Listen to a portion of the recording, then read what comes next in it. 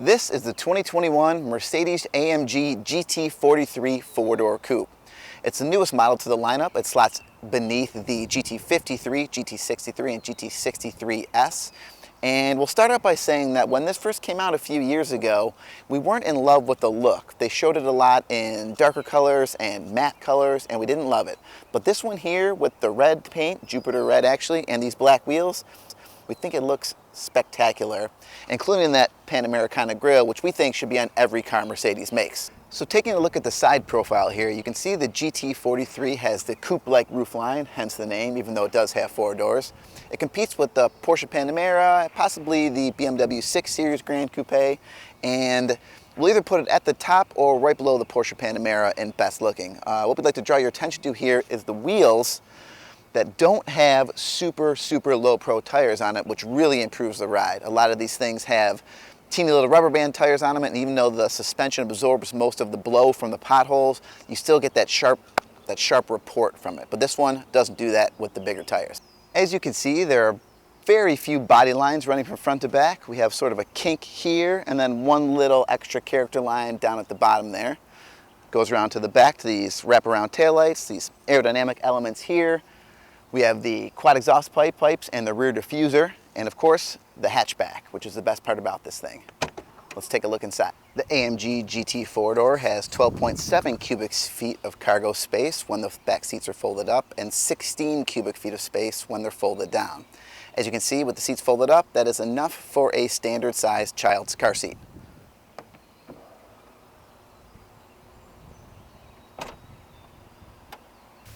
Alright, so now we're here on the inside of the GT43, and as you can see, it has the two 12.3-inch connected screens here. The right one you control with this touchpad. You can slide through your options like that. You can also touch it if you need to. Several Mercedes apps there. There's where your ambient light is and all your assistance features. And your AMG track stuff, which is cool. Yeah, of course, use only on public roads, of course. Telemetry, we were messing with this the other day. It tells you how much accelerator you have. It's kind of cool. As I said, the touchpad is here, which we don't love, except that we do like that the gear shifter, which is kind of in a weird place back here, it does act as a wrist rest, so you can use it while driving. It's a little bit easier.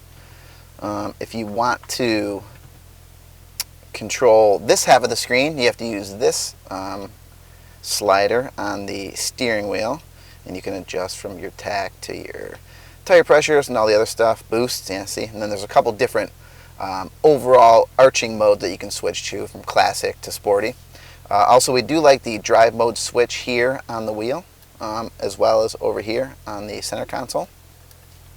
It does have these two programmable buttons over here. Right now it's set to suspension and exhaust for your quick adjustments, which is pretty nice to have right there at the ready. And I think these are probably the two that we would use. Traction control might be another one to have. As you can see here, this is covered with metal, which is fine. It's not too shiny, as opposed to the piano black all through here, which is a little too shiny. So when the sun hits it at midday, it kind of reflects right into your eyes, which is a little bit annoying.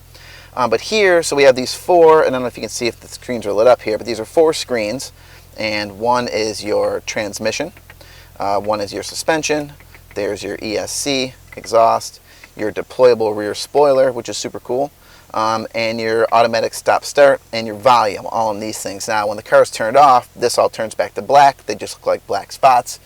In a car with the piano black or the dark surround, it looks almost all black, which is kind of cool. That's the coolest thing about it. I don't know if you need this many screens in the car or if it's too many.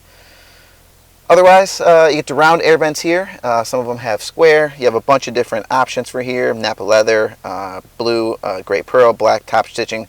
You can do different top stitching color. Auburn brown and black, sienna brown, classic red. For the V8 variants, yacht blue, deep white, neva gray. This is probably our favorite of the AMG steering wheels, just with the simple two wings here, and you know, these are okay. We do like having the drive modes there, but there's another one with two wings on the side which we don't like as much. All your redundant climate control buttons are down here. This will mostly cover up, and you get some redundant mode buttons here, which is always nice too. When you pull up to a stop sign, it gives you a front camera that kind of looks over the front hood, and it gives you like an extra 5 feet of space, which is good if there's a very small human or animal running across the bumper of your car, but it doesn't really do much that you couldn't just do with that by leaning your head up. So we don't know about that feature, but better than not having it, I guess. No, it is a little bit annoying when it comes up. Under here we have 2 USB-Cs and a 12-volt outlet. We got a couple USB-Cs in the back and some USB-As in the back too, which is also nice. Alright, so now we're in the back here, and as you can see, I have my seat adjusted as always to fit a 5'10" human in front, because that is me. And then me in back, I have a good 5, 6, 7 inches of leg room back here. Obviously you have your own vents for the rear passengers, 2 cup holders, you have 2 USB-As, which is nice because you only have USB-Cs in front. You can also see that the back of the seat is scalloped a little bit to leave more knee room. A little bit extra storage right there, and you have another cup holder in your door pocket. I had car seats in it for most of the week, and the kids were fine.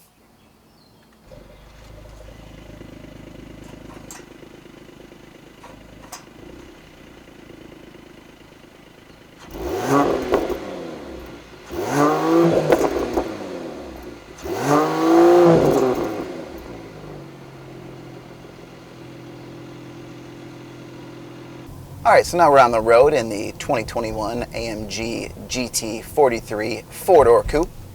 Again, the lowest in the trim run of the new GT 4-doors. This one has an i6 with a 48-volt electrical system, making 362 horsepower and 369 pound-feet of torque, with a 9-speed torque clutch transmission. Alright, so now we're in comfort mode in the 2021 AMG GT 43 4-door coupe. That's still a lot to say. It has 362 horsepower and 369 pound-feet of torque from an i6 with a 48-volt electrical system that can introduce boosts of up to 21 horsepower for short bursts. And like every car with this engine that we drive, it's extremely smooth. This is the most Mercedes-feeling Mercedes engine that the company makes. Obviously, the 4-liter twin-turbo V8 is great, but this one feels more like a Mercedes engine than that engine.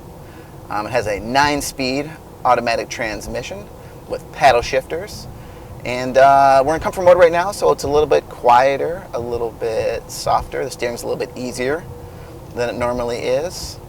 We're going to hit up a roundabout over here, and then we'll switch it into sport mode and see how that changes things.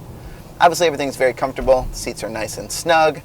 I did go on a longer trip earlier this week, and my back started getting a little pain in it, but I'm not going to chalk that up to the seats just yet, because that was the only time I felt it.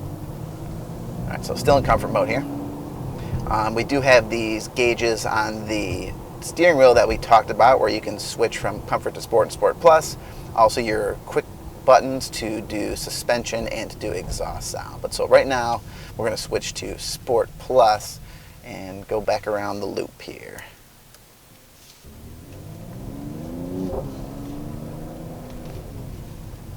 Yeah, and we'll use the paddles here, put it back into second gear, third gear, around this roundabout, and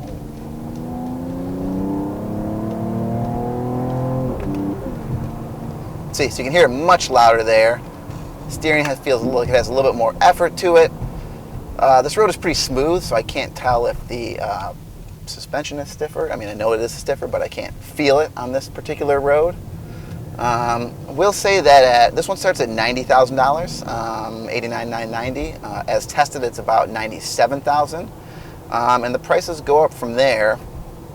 The GT53 is, I think, $99,000, about just cresting 6 figures. That has 429 horsepower and 384 pound-feet of torque.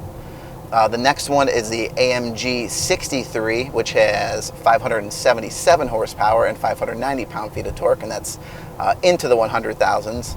And then the top model is the AMG GT 63S 4-door, and that has 630 horsepower and 644 pound-feet of torque. That's the one we drove at Texas, the Circuit of the Americas, when it first came out, and like I said, it was super fun to drive and super fast, and that engine sounds great.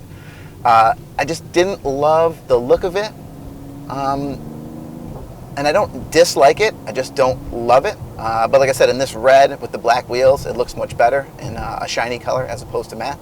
As we showed you before, this one has a touch pad to control the touch screen if you don't feel like touching it, along with the redundant controls on the wheel, which normally we don't like because they're hard to use while driving, but because the gear shift is so far back in this, it does make a good brace to move stuff around on the touch screen here.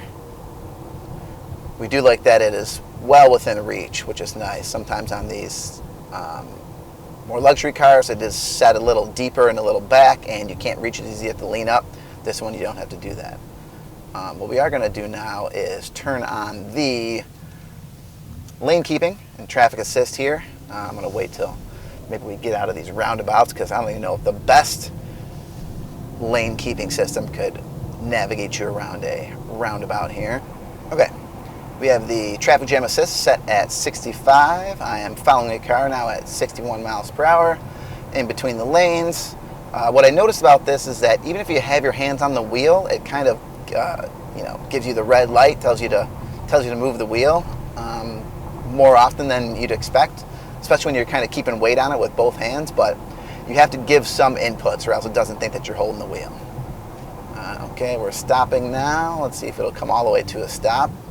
Looks like it will. Not touching the gas, not touching the brakes, not touching the steering wheel. And there we go. We've came to a complete stop. Oh, and it just gave me the put your hands on the wheel sign, so I just did that. Oh, now it said cancel. It canceled my traffic assist because my hands weren't on the wheel for long enough. All right, so we're still in traffic jam assist, cruise control, adaptive cruise control here with lane keeping. I'm keeping my hands lightly on the wheel. We did do a bit of driving this weekend with the family, the wife and the 2 kids, and as you can see we have the 2 car seats back there.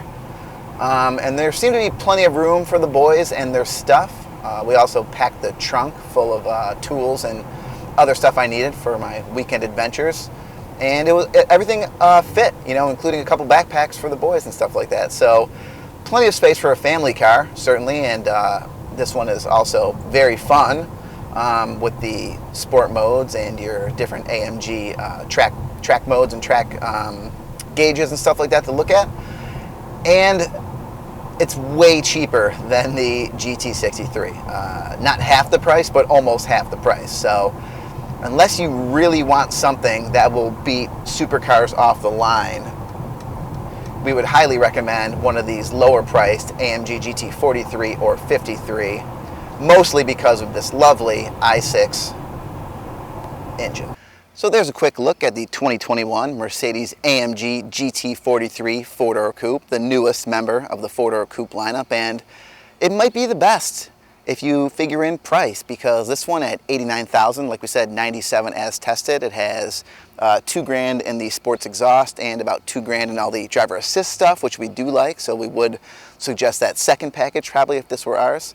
We know that the 362 horsepower powertrain is plenty for daily driving, and we'll also say that there's a Panamera that battles this at almost every trim level, so those are your main choices. The Panamera probably handles a little bit better. This is probably a little more luxurious, a little better to look at, but you won't be sad either way. See you in the next one.